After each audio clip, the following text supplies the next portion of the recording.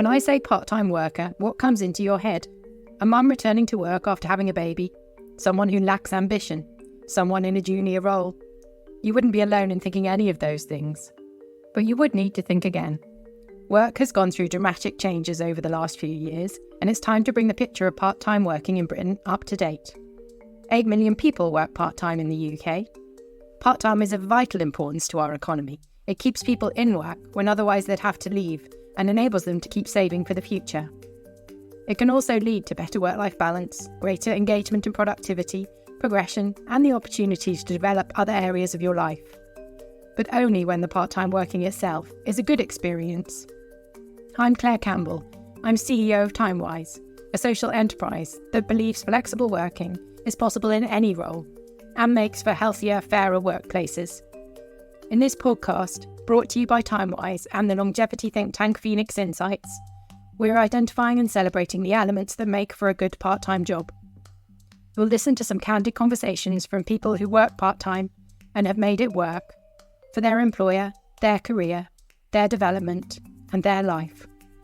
In today's episode, we speak to Julie Snell, a nurse at Norfolk and Norwich University Hospital NHS Foundation Trust, and Nisha Chandra, a detective inspector in the London Metropolitan Police Force. One has worked part-time for over 25 years. The other's fairly new to her part-time journey. We wanted to know how you can have an alternative working pattern when you work in a shift-based team and you can't work from home and you're serving the public. Is it even possible? Let's find out.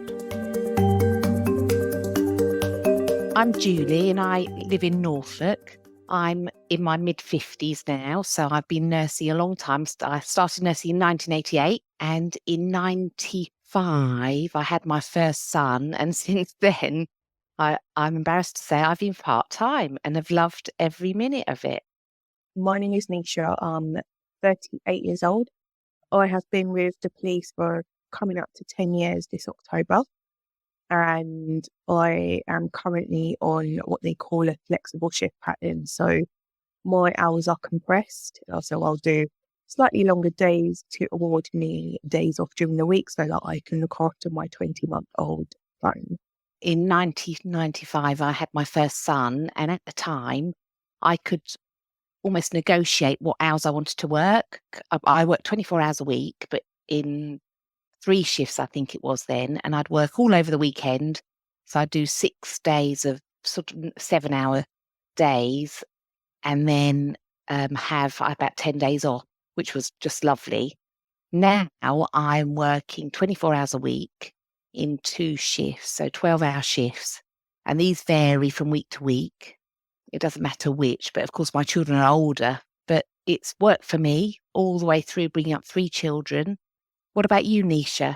So as soon as my son was born, I was obviously off on maternity leave. So I decided to take the full 12 months. As I was kind of approaching the last quarter of my maternity leave, I decided to submit a flexible working pattern to the team that I'll be returning to. Now, what that looks like for me, I mean, it's a whole new world to me. I've only ever heard of them, never mind doing one. So it was daunting. It was a lot of like playing around with Excel spreadsheets, and I hate it. I hate numbers. I hate spreadsheets. So it was a learning curve for me. I submitted with my husband, actually. He's also a police officer. We submitted a flexible pattern together. So it kind of bounced off of each other's shift pattern. So instead of doing 8-9-hour days, I am doing 10-hour days. So every Monday, I get off with my son. And then every Wednesday and Thursday, my husband is off with my son. So every Tuesday and every Friday, he's at nursery. So it kind of works really well for us. And touch wood, the work-life balance is great. That sounds amazing. It sounds complicated, but amazing. Yeah, the complications, like I said, Excel spreadsheet. Oh my God, I don't like them at all. You just can't change it now. You're stuck now because that would be I too know. much like hard work to change it. I know, right? Like all the effort that it took to actually submit it, I'm like, it better stick. What about you? And in your organisation, how does one go about submitting a flexible working pattern? I've been doing it a long time, but I've actually retired and returned. And I Yeah. just said to them what hours I wanted to work. And yeah, they just sort of fitted in. I don't remember signing any forms as such. I think it's quite easy at the moment because there aren't enough staff. So you can more or less have what you want because they're so Yeah. glad to have you. Part-time working is definitely the way to go when you've got young children. I don't honestly know how people do it with the cost of childcare.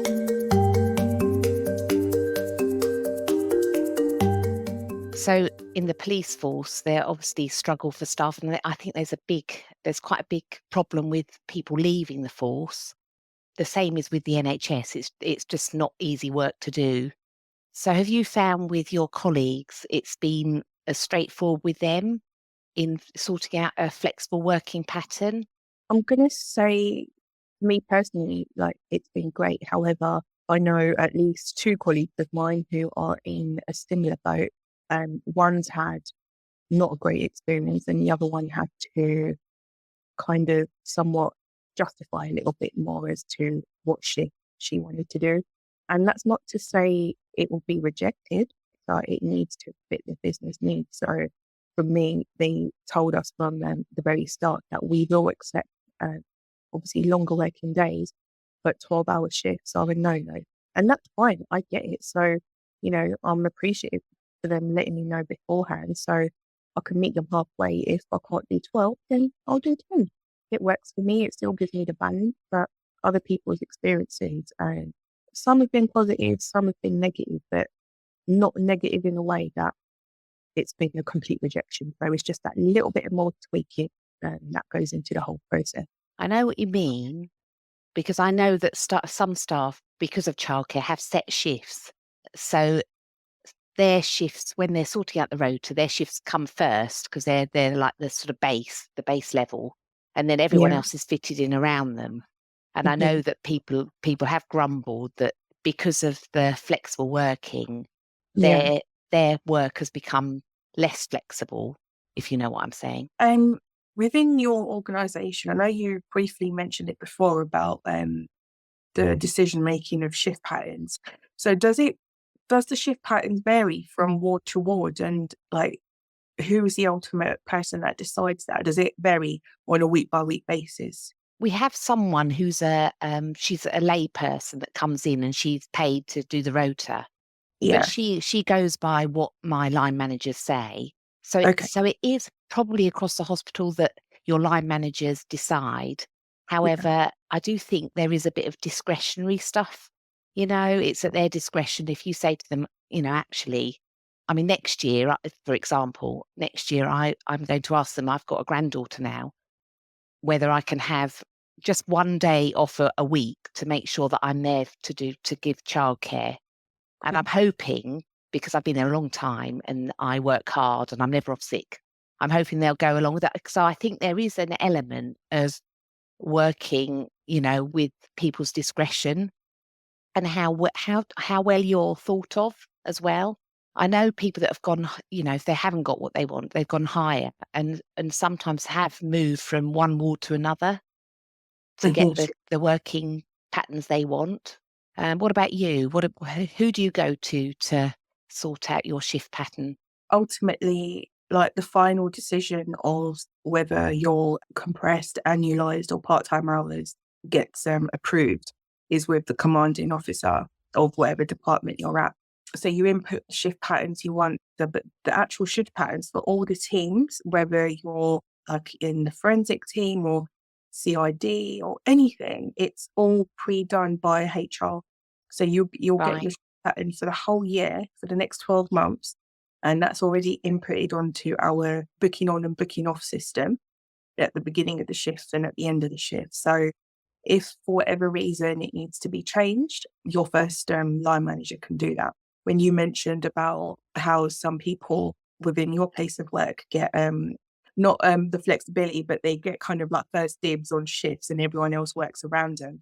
With us, it's completely different. So your shifts are kind of set in stone. And then if someone, has a flexible pattern, then that kind of just embeds into the current shift pattern anyway.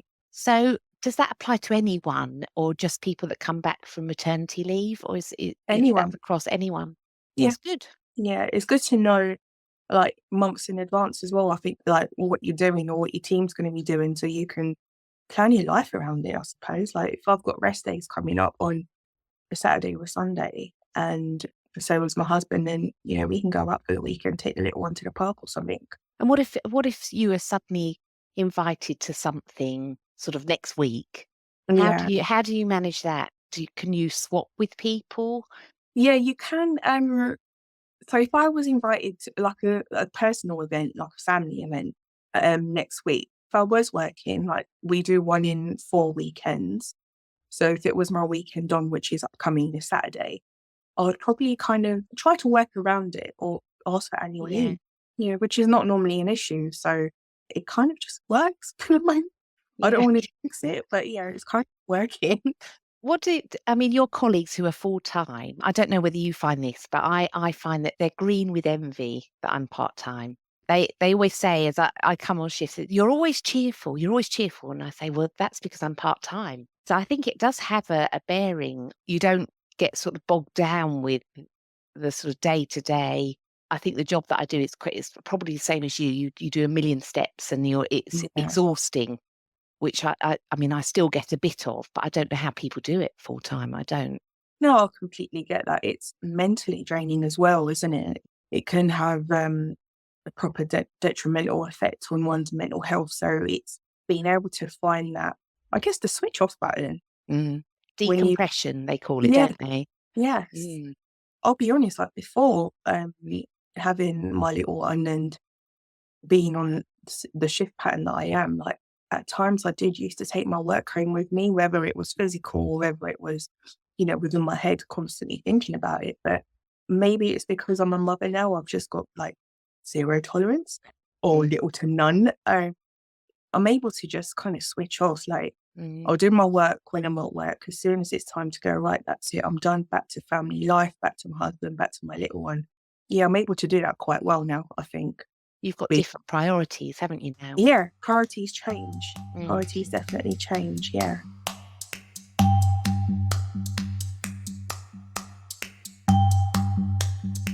I definitely would recommend my career to someone who's a lot younger than me, simply because it's a great place to be. No 2 days are the same, and you get to learn so much, and it makes you very, not only physically resilient, but mentally resilient as well. Also, I know people's priorities change. When I started the job some 10 years ago, I didn't want children. Like that wasn't part of my life plan. It's only as I progressed, I decided actually, I do want kids, or I do want a child. Never did I ever second guess it. I never was under any duress or anything thinking, oh God, I want a child. How am I going to manage that with this career that I've got, which is 24 hours, go, go, go, go, go. Not once did that cross my mind, because I knew that it would be accommodated from the get-go, and that is exactly what is happening so far. There is a place for everybody within the police, and I would highly advocate it. When I started, the job sort of evolves with you. As your life changes, you can adapt the job to you, which I think is really good. And like you, no day's ever the same. Every day's a school day. I mean, you're still learning, even though I'm part-time. I still go in and people expect me to know, and I say, oh, I'm not sure about that. But I think it's, very rewarding, very, and I think it shows it's testament to the fact that you're doing it with a young baby and I'm still doing it years and years down the line, part-time, that it's doable. Yeah, it's definitely doable, yeah.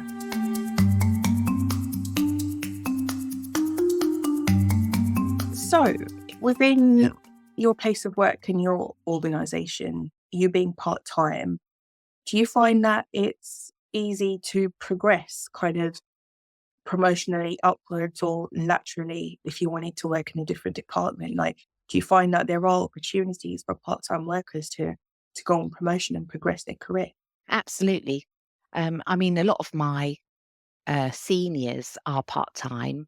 One of my line managers, she's part-time. She's got young children, and absolutely you can do it. I think possibly because there's not a thing about continuity of care, because if you do 2 shifts that are, one end of the week and the other end of the week, it doesn't continue anyway. I think as long as they've got the staff ratio, they're quite happy for people to go up the ladder. It's the same for me as well. Like with a lot of senior leaders, like way up there, they're on similar shift patterns or part-time working, and it works.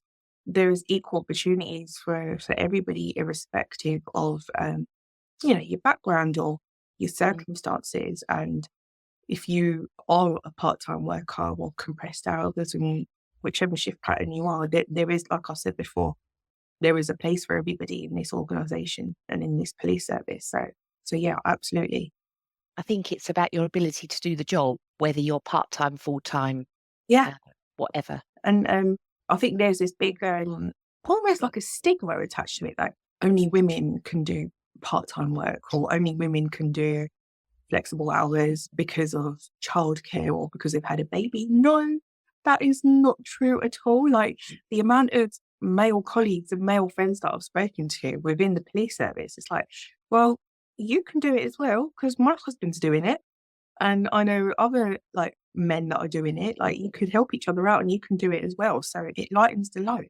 I think you could say that there has been a stigma with working part-time. I would say that when I had my children, I mean, we're talking a long time ago, nearly 30 years ago, I would say that I wouldn't put myself forward for available training courses because I think someone who was full-time was more appropriate for it. I think things have changed now. I think things are really different, and part-time is a very well-established way of working now. Once upon a time where, I'm not gonna sugarcoat it, and it's no offense to anyone that is part-time or flexible, but the proper full-timers do sometimes consider part-time workers as lazy. Like, oh, it's all right for you. You're only here for 2 days, and we have to pick up the rest of the mess and all that. Firstly, that's a horrible thing to say. Secondly, the world has changed.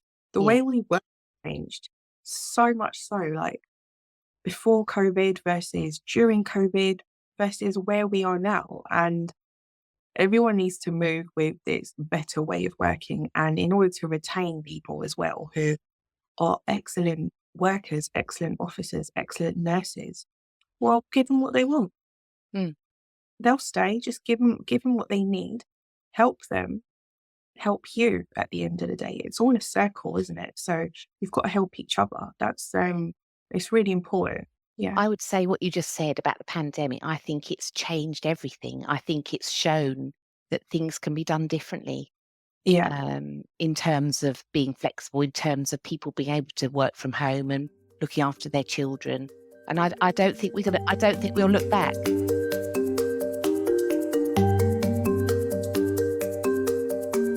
In 5 years' time, I see myself still on a flexible, compressed hour shift pattern like I am. It's working for me. It's working for the team that I'm on. And, I might not be on the same team, but for me, it's working. And I will try my best to make sure that it continues to work for my little family. And I'll continue to advocate that flexible working, part-time working is doable. Well, I'm heading for 57. I think maybe if I could do another 5 years, if I've still got the energy, that's my plan anyway, to keep going for at least another 5 years. But it suits me. And I like it. I think it keeps you young anyway. Hey, you look bloody great. Oh, thanks.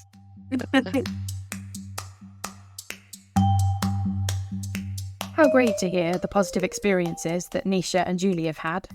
With many of our public services struggling to train and retain the talent they need, let's hope everyone gets the support Julie and Nisha have had to find the hours which suit them and enables the organisation to continue to benefit from their skills and experience. And finally, if you are a part-time worker, remember you're in a working arrangement that benefits both parties. Your employer gets access to your great talents and skills for less.